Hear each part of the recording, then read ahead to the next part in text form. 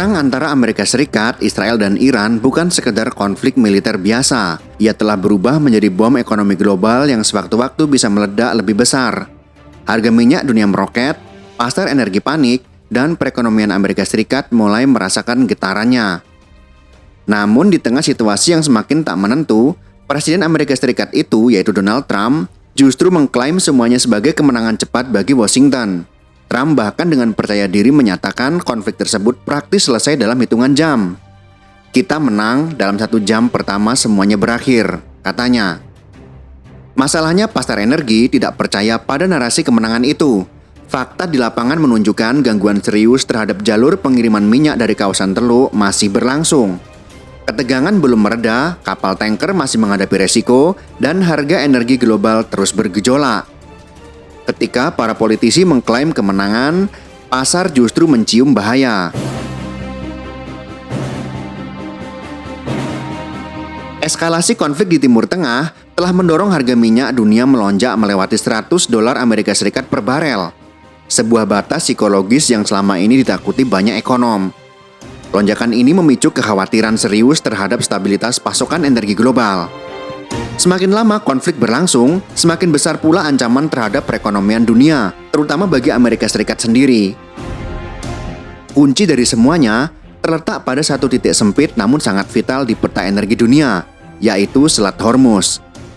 Jalur laut ini menyalurkan lebih dari 1/5 pasokan minyak dunia. Jika lalu lintas kapal tanker di sana terganggu terlalu lama, harga energi bisa melonjak jauh lebih tinggi. Menurut analisis keamanan energi di Center of a New American Security, yaitu Russell Zimba, konflik yang berlarut-larut hampir pasti membuat harga energi semakin mahal dan tidak stabil. Jika perang ini terus berlangsung dengan intensitas seperti sekarang, harga akan lebih tinggi dan jauh lebih fluktuatif bagi konsumen, ujarnya kepada Al Jazeera.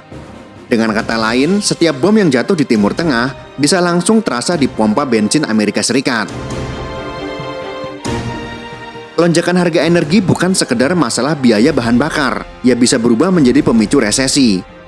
Kepala Energy Policy Institute at the University of Chicago, yaitu Sam Ori, mengatakan bahwa sejarah ekonomi modern menunjukkan pola yang sama.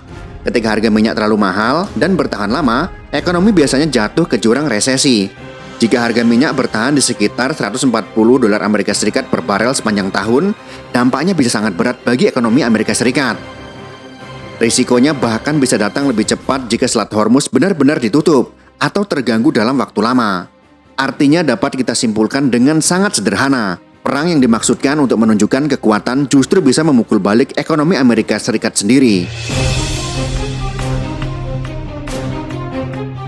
Efek konflik itu sudah mulai terasa langsung di kantong warga Amerika. Menurut analisis energi di Gas Buddy, yaitu Patrick Dehan, harga bensin rata-rata nasional kini mencapai sekitar $3,59 Amerika Serikat per galon. Angka ini naik sekitar 65 sen sejak Februari. Kenaikan itu bisa terus berlanjut jika konflik tak segera mereda.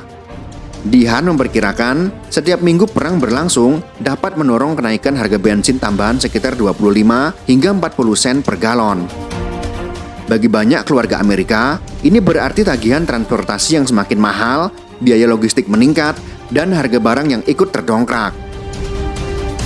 Kenaikan harga energi juga membuka kembali momok lama ekonomi global, yaitu stagflasi.